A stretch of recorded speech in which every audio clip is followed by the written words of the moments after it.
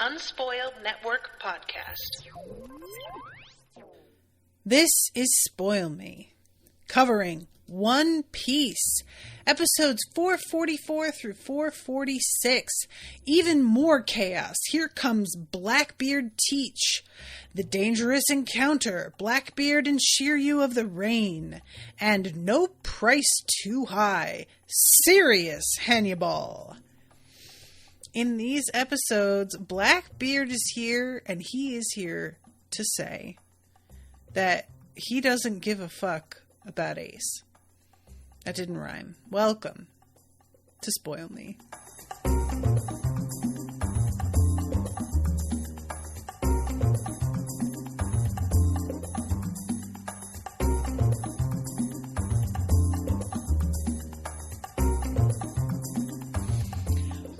Welcome to the show, everyone. I am Natasha. Thank you very much to Florian for commissioning this episode.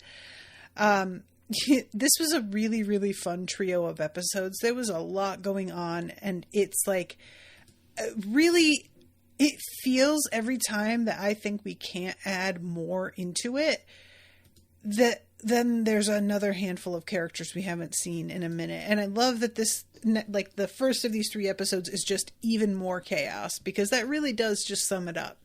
I sort of wonder, and I don't see anybody in the chat today, so I'm not sure that I'm going to get an answer on this right away, but maybe in the chat, like on Discord or something. But I am really wondering about if there was ever a time during writing this series when Oda thought, okay, this is a wrap. Like, was there ever a point where it seemed like we were going to reach the end of the series and he was feeling like, I need to start really pulling out all the stops because this is like my final hurrah? I don't know if that ever happened. You know, it's certainly possible that this is the kind of thing that it has been understood from day one. Just write this till you're dead. But then there's things, you know, it makes me think of like TV shows and stuff where there have been times where, rewatching Bones recently, there's a season, and I can't remember if it's like 11 or 10, but there is a season that ends in such a way that I think the show fully expected, like the writers expected, they weren't getting renewed. And so everything wraps in that finale with Bones like leaving the Jeffersonian and Booth deciding to retire from the FBI and Angela and Hodgins deciding that they're going to move to Paris, and everybody's like reaching these sort of conclusions of their stories where they're going into a major transition to something new. And that's the season finale. And then you start the next one and they just undo all of that and walk it back really quickly in a way that's almost comical because it's so like slapdash. And I'm not at all like saying that this feels slapdash. What I'm saying is the fact that we are pulling out all the stops and bringing in so many characters we've seen before into this giant reunion feels very like series finale to me. And this just may be the kind of thing that feels series finale because of the way I'm used to consuming content, and that I don't read manga, I don't often watch anime, and I don't understand that maybe this is like a trope that comes up a lot where we have to bring everybody together for a whole thing.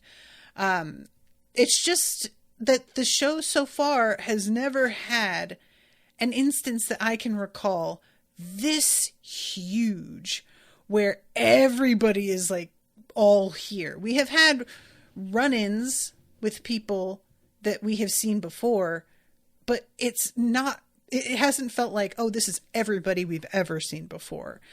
So I'm just curious about that. But all right, let's begin with the start of episode 444, which is a lucky number. Everybody make a wish. With Blackbeard arriving at the place. So this, just to remind everybody where we were at the last point. We are still on level 5. And by we, I mean like Luffy and Iva and Bon Clay, and I think still like Crocodile, and I'm trying to think, there was another, I can't remember the name of like the orange and white guy. But yeah, I think they're all level 5, and they're they're still in the process of getting to level 4. And Mr. 3 and Buggy, I believe, are in level 2, if I'm not mistaken. They're still hiding out under that weird like wax shelter that they were staying away from the beasts that were saying pantyhose. But yeah, they are hearing this announcement. They aren't able to like hear the words. They are just able to like tell that somebody is over the loudspeaker and demanding that basically everybody muster in this other area, because they see all of the bulgogi and stuff like heading in one direction. And it's kind of funny because they decide that they're going to play up this moment in such a way that it feels this is actually a pretty fun joke, but I'm not entirely sure that this is being done as a joke. So what we get is like Mr. 3 and Buggy commiserating over what a huge relief it is to finally break out of this place that they have been trapped in. And by that, they mean like the shelter. They don't mean the prison, although the prison is, in a greater sense, what they are referencing. It just doesn't really feel like that's what they mean here. And they recount everything that they have been through, including all of the stuff that like we have just seen in very recent previous episodes.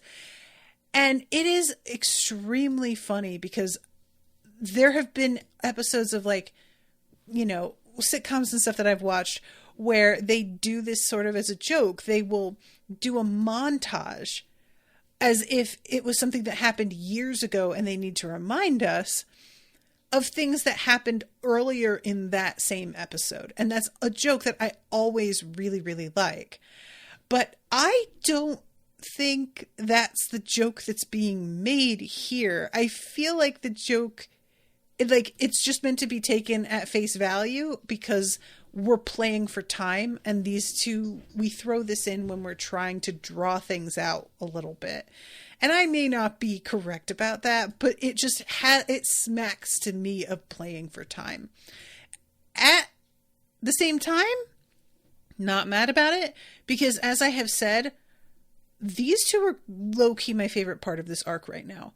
And sometimes when I say so-and-so are my favorite part, that's an indictment of the rest of the arc, because what I'm saying is my favorite is pretty good, but it's not amazing. This is my favorite part of an arc that has been more or less solid gold from start to finish. So this is a pretty big compliment, I feel, and I just love them, like Mr. 3 being like, since when do wolves dig underground? And then the noxious clouds of poison. And just each of them recounting in really strained, tortured tones the things that they have been put through. They're both like weeping and crying, talking about how this is a dream come true. It is so extreme. It is hilarious. So they finally bust out of here, and Mr. 3 makes a series of keys out of wax, and they let everybody out of their prisons. This is huge. I did not see this coming. I fully thought what we are going to get would be the two of them maybe tossing some keys and being like, do what you need to do. Maybe waving over their shoulders and being like, hey, buckos, thanks for your help. Sorry to see you. Sorry to say we're never going to see you again. Bye. And instead they actually look out for their guys, like fairly solidly. And I love this, that Hannibal is seeing all of this over the surveillance snails. And it's like, everybody get your butts over there now. So he calls down to these guards, are you doing anything crucial? And he says, we were heading down to level 4 as ordered. And Hannibal says, make a full inspection of level 2 instead. And the guard turns around and he looks at this like big open area and is like, here? Are you sure? And I really did feel the dread in this. So Buggy and Mr. 3 are over here and are like fucking pumped. They're both talking about how close they are. I'd wager Straw Hat and Mr. 2 are dead by now. Either that or they're going to live out the rest of their days in this hell. And Buggy, well, that's a sad thought, but at least we saved our own asses. So at this point, the two of them just stroll right on by the guards who are watching and thinking like, oh, we spotted them, but they do not comprehend the level of escape that has happened. They finally take a step back and look up, and they realize that everybody is out of their cells. And Buggy is just like, all right, guys, time to bust loose. And we see them all coming out of their doors, and the poor guards just yelling, hey, so, we don't know how, but we need the Bulgari back because they all have escaped.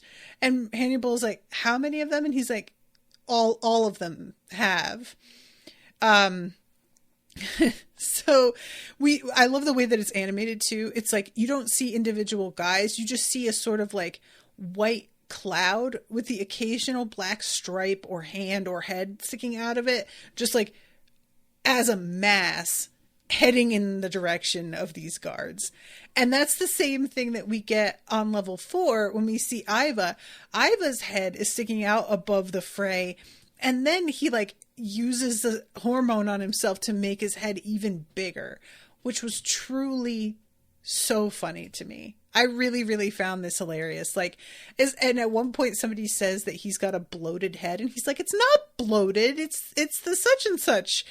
And he names like the spell he uses for it.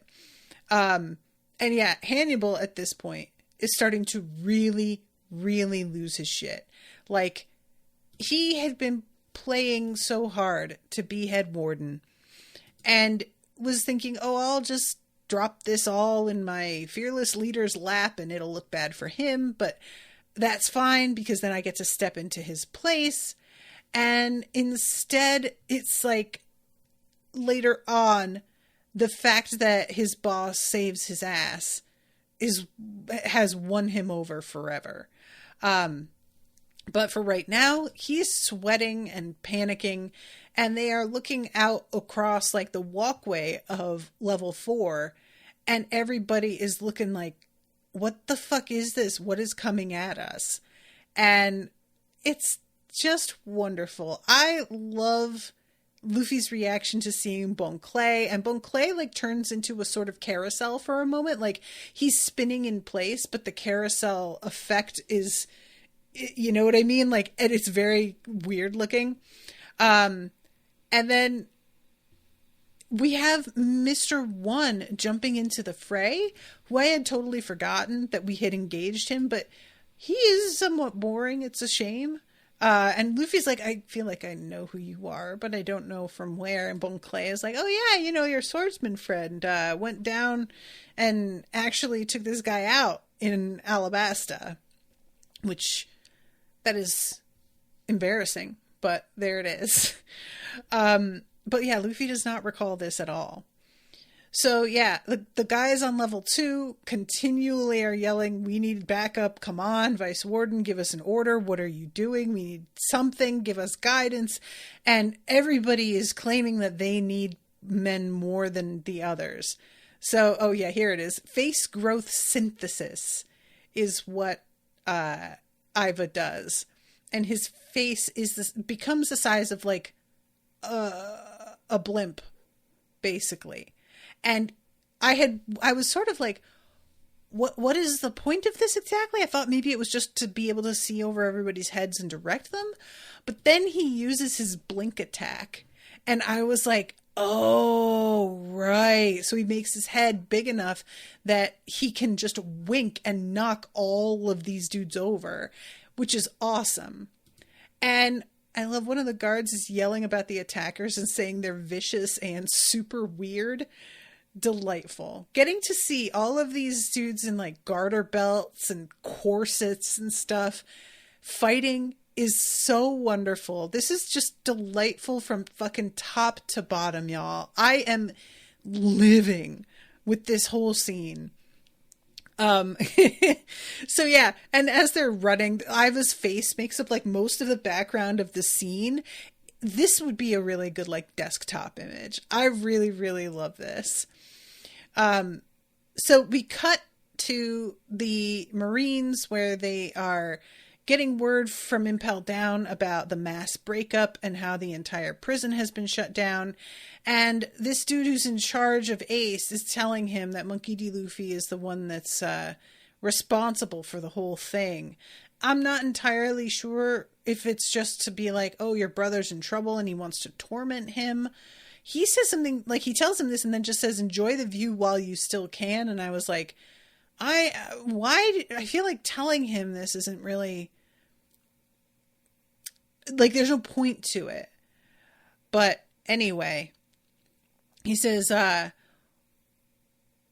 let's see. Oh, I'm sorry, guys. There's a moment where there's like a sentence that seems like it's sort of unfinished. He says that once you're shackled to that platform, I promise you this. And then it like kind of weirdly cuts away and we see a bunch of different views of like the sunrise and everything. And Ace is looking up and there's like almost a look of like clouds that are on fire. And Onigumo? I'm not sure if that's his name. He says, you'll never see the sun again. As Ace is like zeroing in on the sun. And so I'm thinking, is it that he is the like Fire Fist? Is that giving him some kind of ability to like summon the flames of the sun? Is that what's happening here? Like, I couldn't quite understand what I was supposed to be getting from this scene, because he says this, Ace is staring up into the clouds. We get like multiple shots of different types of clouds. We go back to Ace, who's staring. He closes his eyes and I'm thinking, oh, something's about to happen. But then mist just sort of descends over the ships. And that's the end of that scene. So I don't know what I'm taking from this. Meanwhile, the other Marines that are speaking to the Admiral are talking about, or to Sengoku. They're like, yeah, we really need to execute Ace as soon as we can because time isn't exactly on our side. There's this mass breakout. We just received word of a Navy ship arriving at Impel Down without any clearance. And Sengoku is like, what? And he says, I know, sir, but what are the chances it's him? So this is really funny because all anybody ever says is how tight the security of every place is. And then their security is a joke. Like, it's just very bad. So we back up and we see all of these figures departing, like, disembarking off a ship.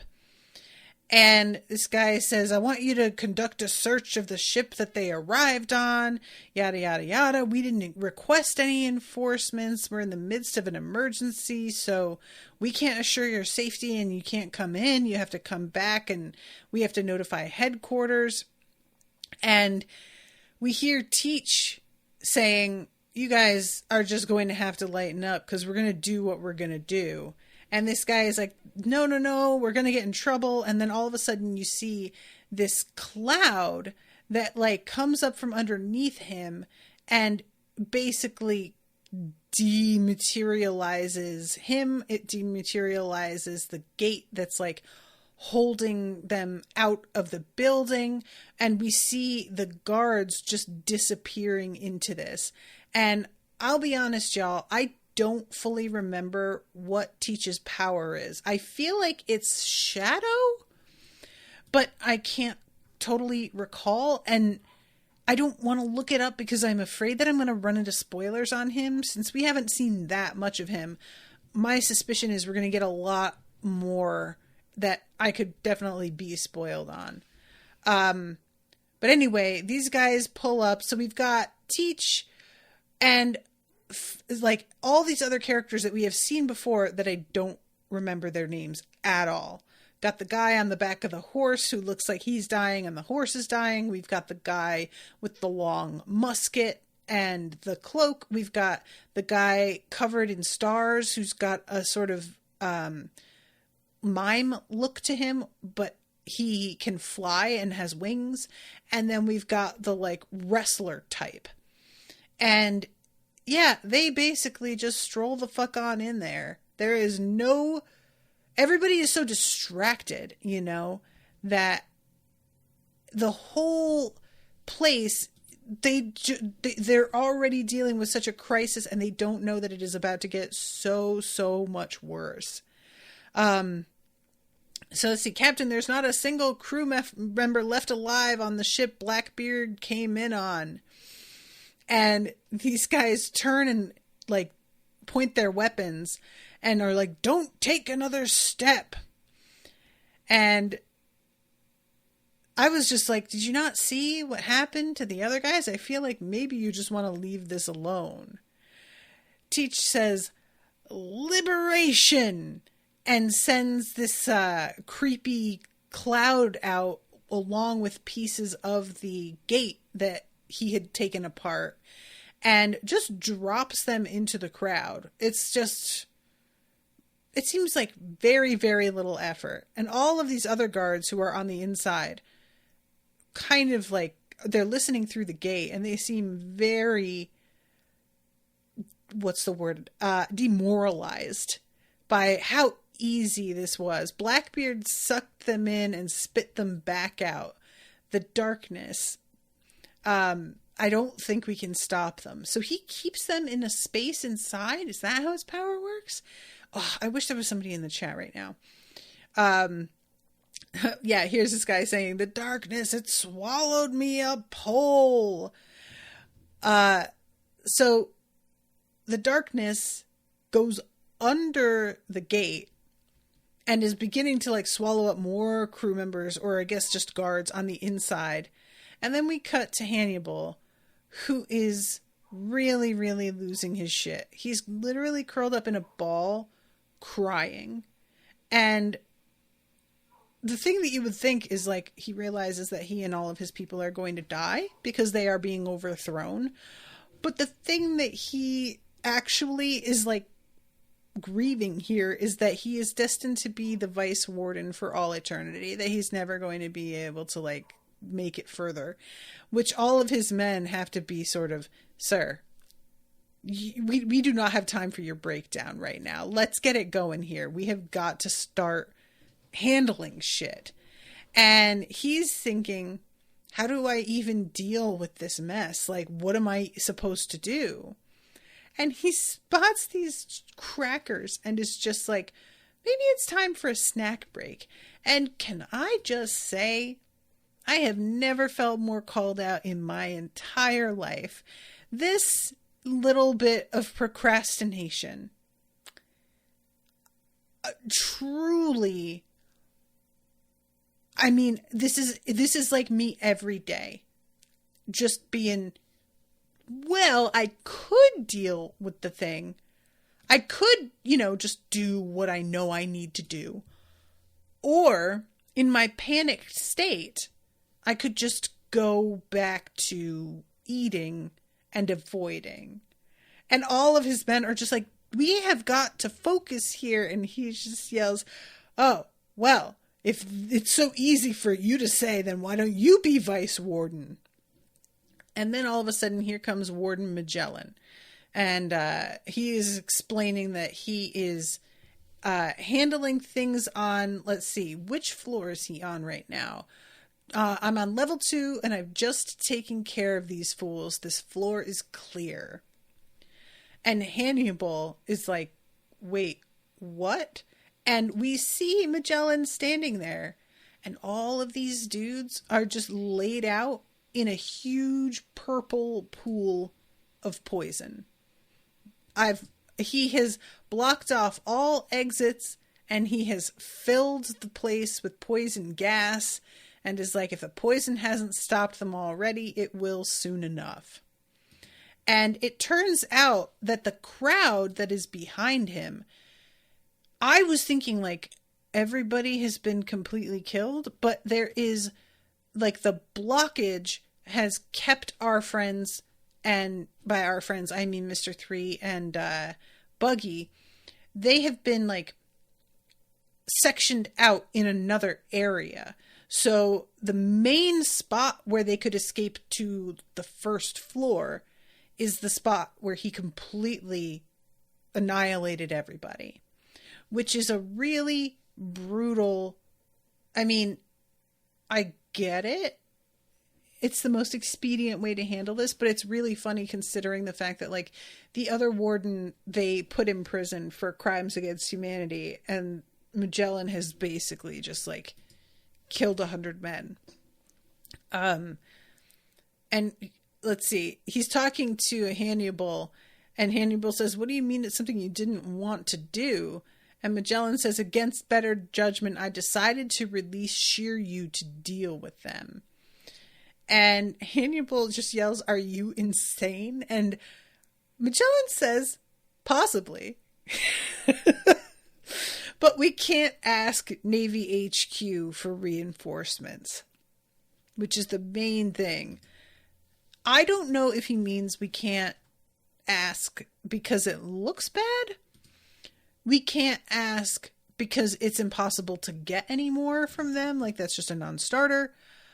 We can't ask because there is the possibility that, like, they can't get through. I don't know. I think it's just a, like, they can't know about this situation, but I'm not positive. And he says, and as for you, put all of your efforts into getting level 4 under control. I'll be heading down there soon enough. And this is when Hannibal is like, oh my God, this guy saved my ass. I love you, Warden. And he just literally begins to do like a Saturday Night Fever singing I Love the Warden, that sort of dance move. It was so stupid, you guys. Oh my God.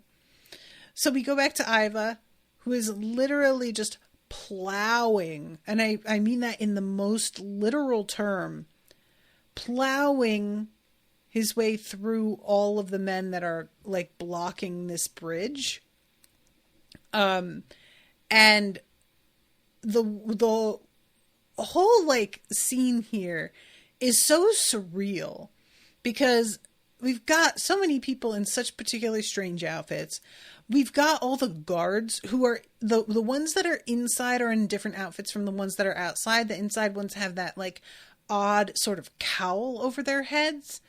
We've got the bizarre powers of Iva and how giant his head is. We've got the fire glowing from below them because, you know, they're so far down.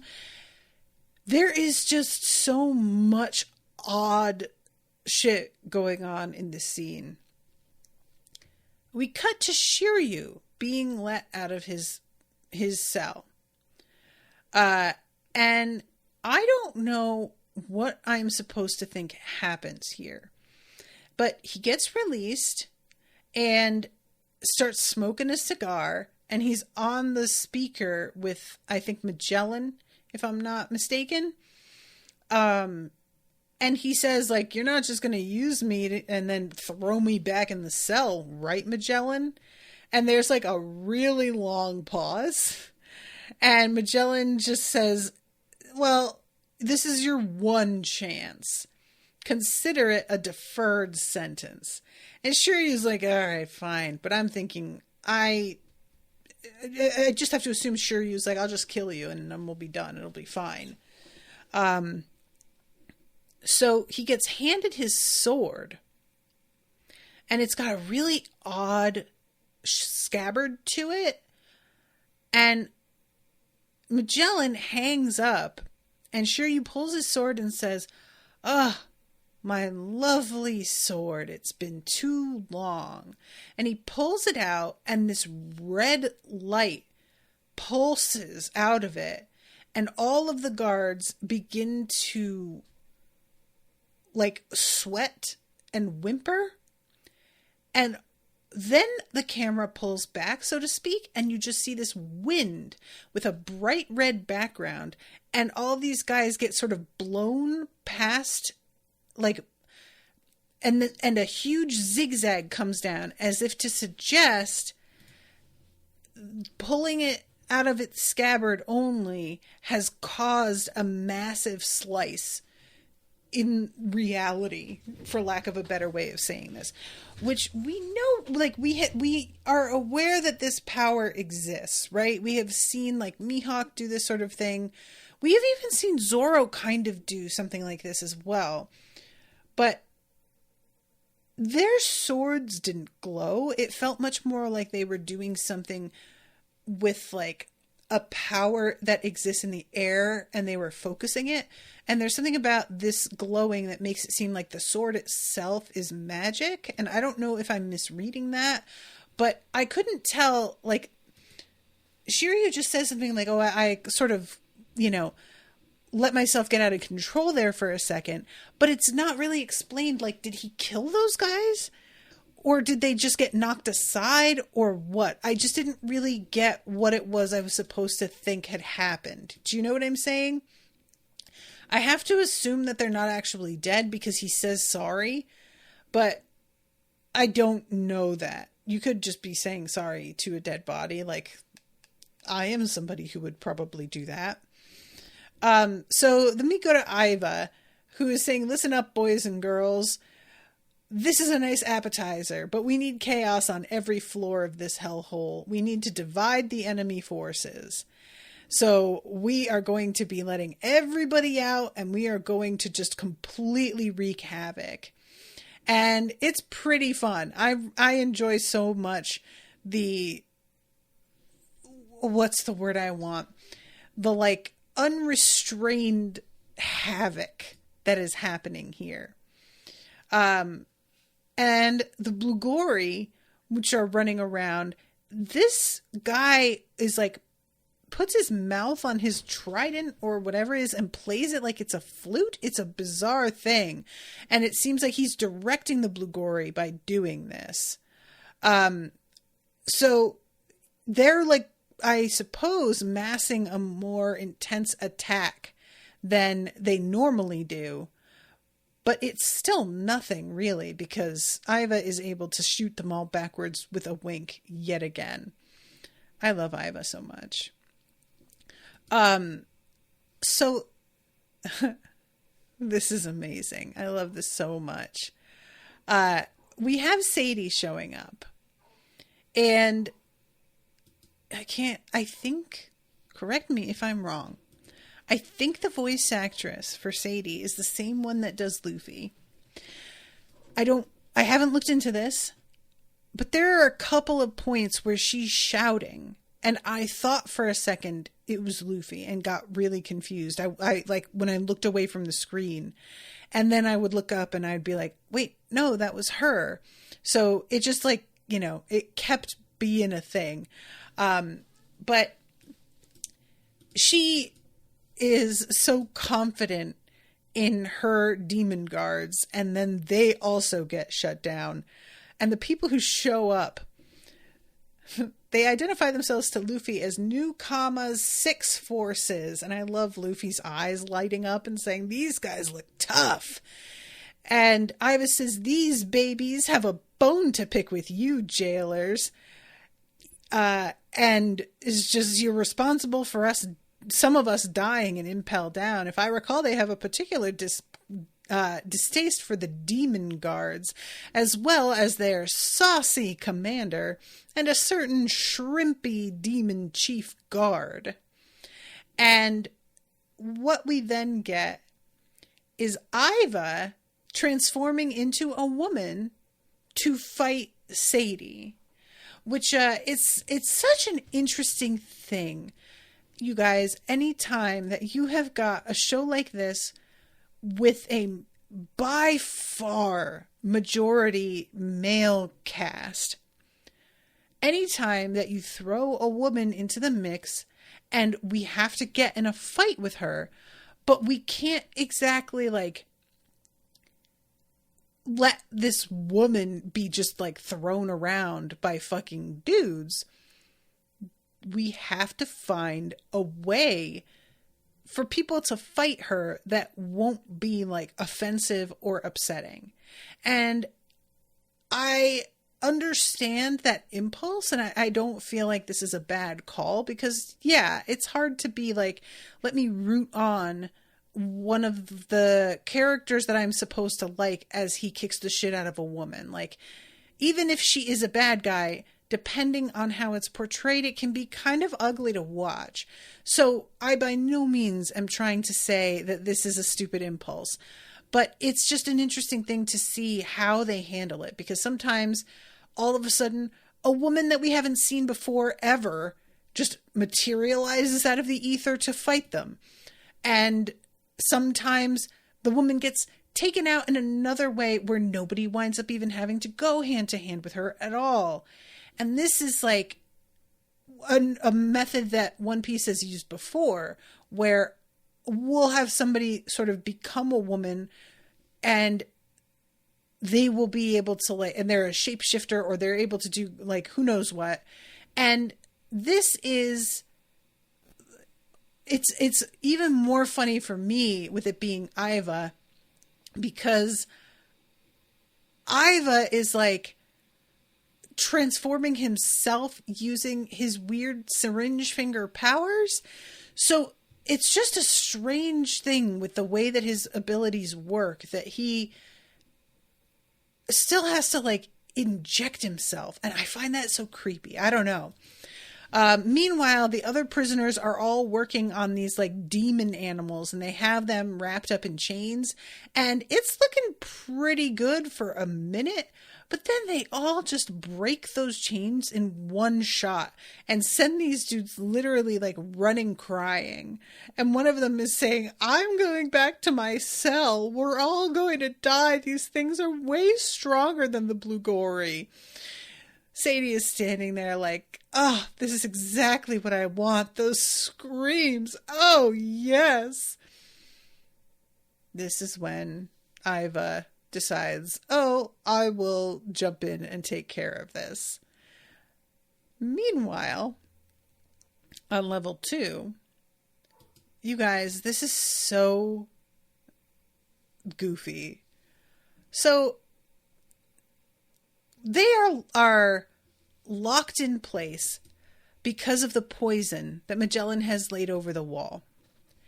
And everybody is freaking out about it. Just basically going, well, there's nowhere to go. We should just, if we even touch that stuff, we're toast. Let's just get out of here. And of course, Buggy is disgusted that they're all willing to just give up so easily. But when they ask him if he has any ideas, it's very clear that he does not have any ideas. But he says something offhanded, like, Mr. 2, your wax power, or Mr. 3, your wax power could do it.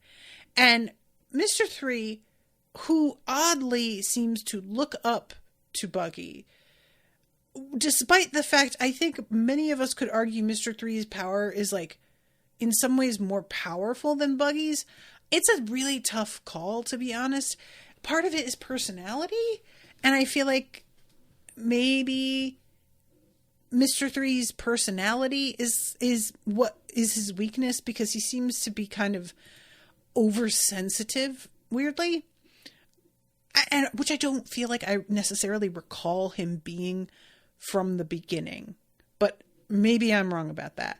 But he goes ahead and like does what Buggy suggests, which does cover up the poison and keep it from seeping out towards them So for a second, everybody's like, wow, Buggy, great idea.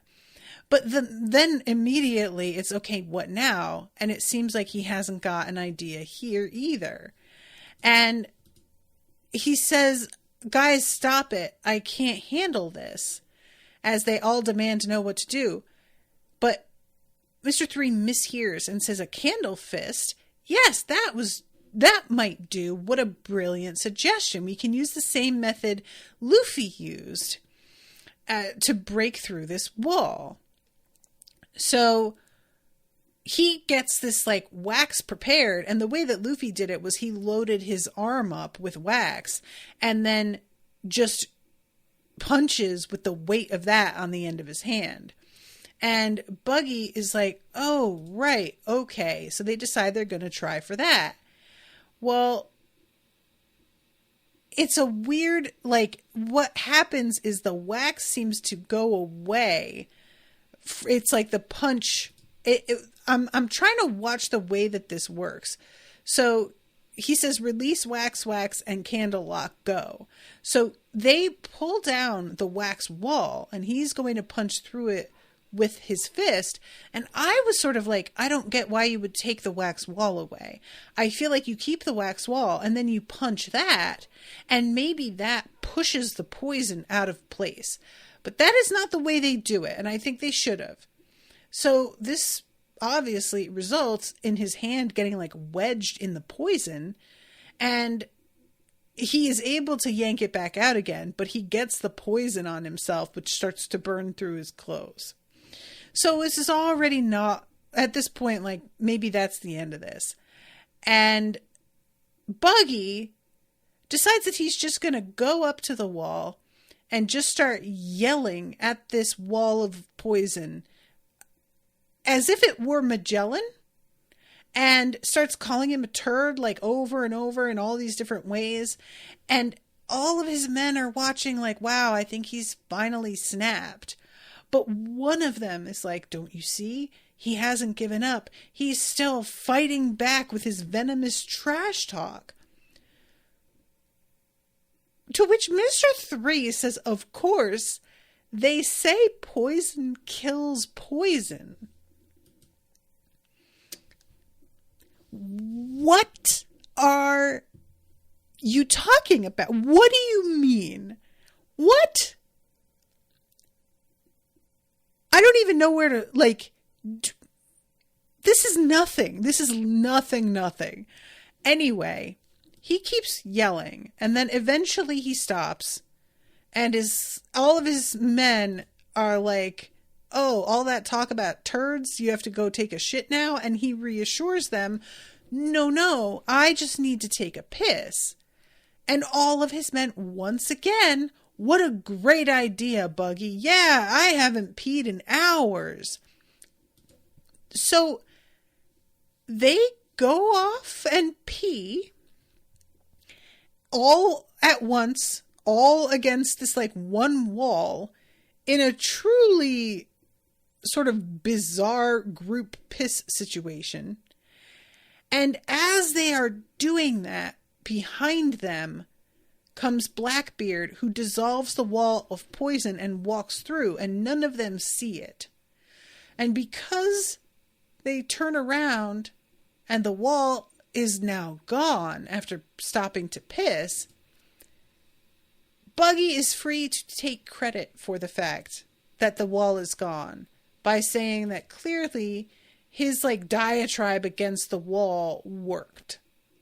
And that's obviously what's going on here, which is, it's the first time that you really see Mr. 3 go, hold up, that doesn't really make any sense, does it? And yet it doesn't stick. Everybody is like completely willing to take this at face value. Nobody seems like interested in listening. And even Mr. 3 himself, after saying like, this doesn't really make sense, almost immediately lets it go. And Buggy, of course, for his part, is immediately ready to just be like, oh, yeah, no, I totally did this. This was all on purpose. It was all part of my whole plan. You guys, this is it's just such a goofy premise, the way that this is all shaken out. And I am not mad at it one little bit.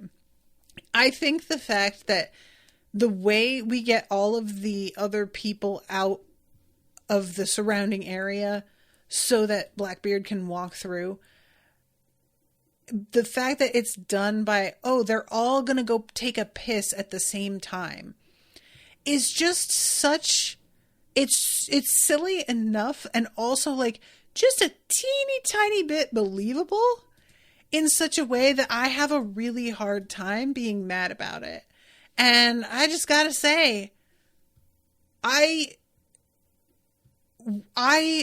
feel like the fact that Buggy is able to like take all of these moments and turn them to his own advantage, as much as you want to be like, well, you don't want somebody who fakes it. You want somebody in charge who actually can do the thing. Yes and no. You want somebody in charge who can actually do the thing. But there's also the aspect of like, if you are a good leader, you know how to take opportunities and turn them into a moment of solidifying everybody's faith in you. Do you know what I'm saying? So I'm almost impressed. There's a part of me that feels like every now and then Buggy does show why he turns out to be the leader. And granted, it's like usually he's a leader amongst imbeciles, and that is totally valid. But he's still a leader, and sometimes it's, better to reign in hell than to serve in heaven, as they say. So... All right, I have so little time left, and I haven't even like reached the next episode. But like, there's a lot of fighting that I don't need to get into beat by beat.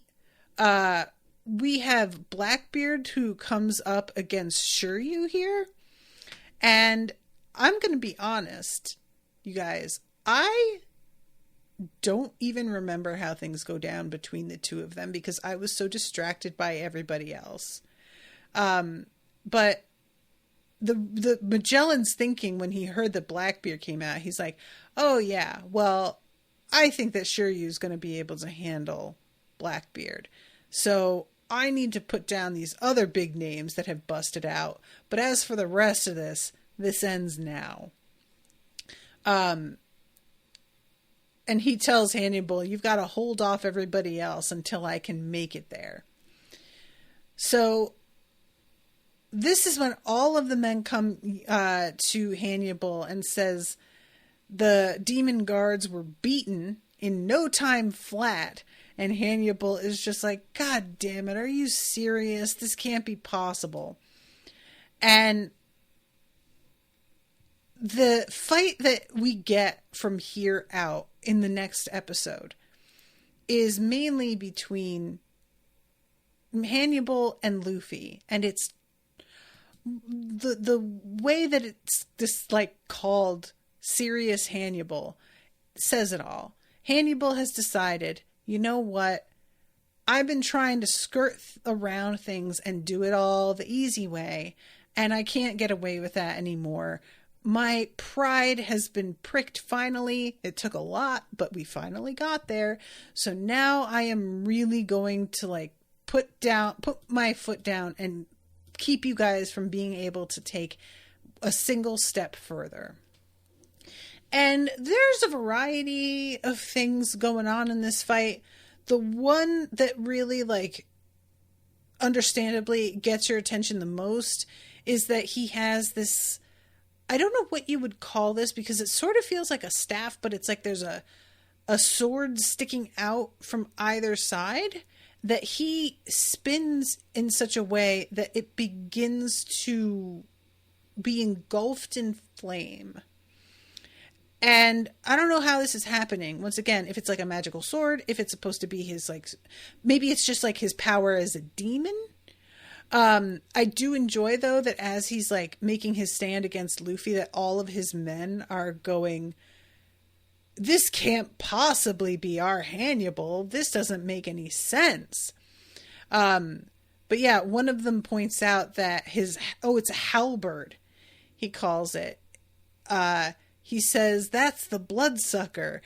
I thought he was only good at complaining. Turns out he actually knows what he's doing. And all the guards start chanting, Hanya, which is it's just it's a weird moment. We've got a lot of underlings supporting their bosses in these episodes is what I'm realizing. But yeah, this is when he starts chanting and spinning them and they light on fire, and he calls it the Hustle Dance Inferno Hell Wheel. And he is able to drive Luffy backward. This fight scene really strongly gives the impression of he thinks that he's presenting a real obstacle to Luffy, but the vibe I'm getting as I watch it is that he's like just a hassle. You know what I'm saying? It's not exactly that it's going to be impossible to get past him. It's a lot more that like you're just irritating and he doesn't want to completely unleash on you and waste the energy, but he will if he has to. So sure enough, we then get Luffy's Gatling, which he does on gear 2 or 3. I think it might be 3. No, it is gear 2. Because gear 3 is when he like has to become tiny afterwards, right? But gear 2 is the one where it's like he's powered up with a sort of, I don't know, steam from the inside.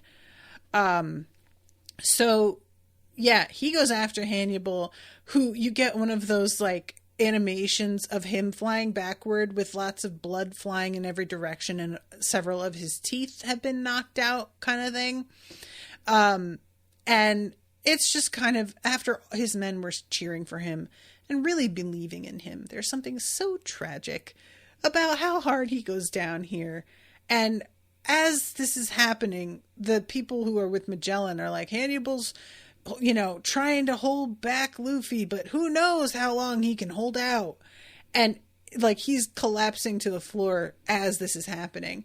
And Hannibal in his head is like, oh, and I call myself the Vice Warden. If only Magellan were here. And we get the weirdest bit. I don't know if we have ever gotten this from anybody else, like any other antagonist, but we get a flashback of Hannibal's life and how he came to be here and the way that he was greeted and mistrusted by Hannibal, and just like the whole vibe of this. It feels like the sort of thing that happens to people who are on the Straw Hat crew. It does not feel like something that we ever get to see with antagonist characters. And so yeah, he gets like made fun of a little bit for looking like a cobra. And then we get this like female pirate that's being brought in who has to be strip searched and asks him to turn around. And he does, because she's, using her feminine wiles.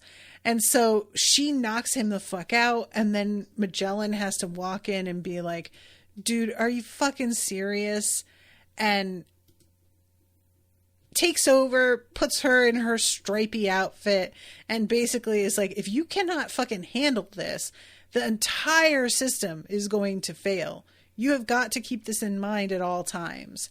And it's just bizarre, after all Hannibal has done in all of these episodes, to be suddenly like, oh, let me think back to how I was taught by the warden that I've previously only shown contempt for. But within like one recent episode, I suddenly changed my tune because he saved my ass. It's really, really doesn't make sense. It's fine. But yeah, he starts yelling at Luffy about how you shall not pass. And of course, Luffy is just like, yeah, but I will though. All of his men are really impressed with Hannibal because the bar is in the ground for him. That's what it comes down to. Let's be real. It's not like he is cutting such an impressive figure particularly. It's simply that he puts forth so little effort on the regular that if he does literally anything the way he's supposed to do it, he gets all this credit for it. He's like a father who, you know, can do the very bare minimum and everybody showers him with accolades about what an amazing dad he is. But yeah, I love when he's like in the midst of this and these guards come through going, "Warden, help us," as they get like scooped up by the darkness and taken somewhere else. And Hannibal's like, wait, what's going on in there?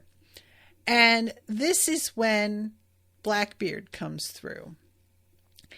And we have a really interesting... So first, of course, we get the stomping of Hannibal, which is once again just so embarrassing there.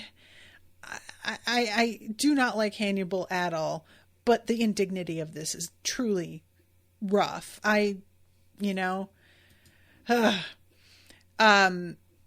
So let's see, I'm going to go back here to this moment where Teach is telling Luffy basically like, "Oh yeah, Ace, that's your brother? Well, maybe you've heard of me. My name's Blackbeard." And we get this flashback where Ace is explaining to Luffy, "I can't go with you right now. I'm chasing someone. He's a pirate named Blackbeard." Luffy recognizes this guy from that other island that he ran into him where they were like, I think they just like sat next to each other at the bar or something.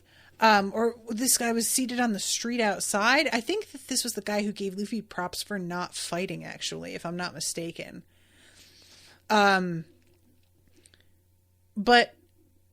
yeah, so Luffy is like, "Oh, that's you. I see." And he's coming forward, and Blackbeard is like just such a shit stirrer. He's so excited. He can't like wait to tell Luffy. He says, "Oh yeah, long time no see. I know how you feel. I was surprised myself when I heard you were my old commander's baby brother. What are you doing down here? You're going to miss the big show. Don't you want to be there for your brother's public execution?" And I'm just like, come on, sir, stop it. And he points to Crocodile and is like, "Oh, this washed up asshole. I heard you got your ass handed to you. I didn't know Luffy was the one to do it. Funny thing is, I was trying to take Crocodile's place as warlord at the time, so killing you was about the best way I could think of to show the government I was worthy of the position." Sorry guys, I'm just waiting for this moment here. Oh yeah, so we go back to Ace. "Let's stop beating around the bush now, shall we? Even if you play dumb, I know you're a crafty bastard. There's only one reason for me to be here, and you know what it is." And Blackbeard is saying to him, "Whitebeard's days are numbered, and I'm going to be king of the pirates. I'm headed to Water 7 to kill Straw Hat Luffy as a special gift to the world government. Wouldn't hurt to have you along for the fun." And Ace says, "You're out of your mind." And when he says, "Oh, do you know him?" "Of course I know him, you sack of crap. I'm not going to let you kill my little brother." And Blackbeard says, "So there you have it. Fate decided to save you instead. Ace has been chasing me to get revenge for my so-called crime on Whitebeard's ship, and I had been chasing you. I couldn't team up with him to kill you, but it all worked out because we both got the fight we wanted." And we see Ace saying, "If I surrendered to you, I can never call myself a man again. I won't submit, and I won't live with regrets no matter what. You got that, stupid?" And we see the two of them, up against each other. The sun versus the darkness. And he says, "I'll make Whitebeard the king or die trying." We see them headed toward each other in like some of the most anime-ish fight sequences. Like I said this when this happened and I stand by it. And then if he had let us get away, he'd not only disgraced Whitebeard's name, but he'd also be turning his back on his brother and leaving you to die. So basically, what he's saying is like, if his brother's gonna be executed, it's low-key Luffy's fault in a little bit of a way. Like, and also, at this point, there's no point to you. We're going to become warlords. It just didn't work out for Ace. Better make sure you pay your humble respects at his grave, Straw Hat. He went and took your place for you, because if it weren't for your brother, you'd be dead and he'd be walking free. And this is when Luffy says, well, if that's the truth, go ahead and try and kill me now. Go ahead. Let's do this then. Fuck you. And he's in gear 2 and he says gum gum jet pistol. And we get one of those awesome, like way more intense animations where everything is just a little bit more detailed in like color and shading as Luffy punches Blackbeard backward. And then it just goes to be continued. And I was like, really? Really? Immediately? Like it felt really, really cruel for it to happen. Like just the second he punches him, I was like, oh shit. And that's the end of the episode. So yeah, lot to get through in these 3. And I definitely like skated over stuff, but I had to. But I'm really enjoying this arc so much still. So thank you guys again very much for listening. Hope you're enjoying the coverage. Thank you, Florian, for commissioning this one. And I will be seeing you all again soon with a new episode.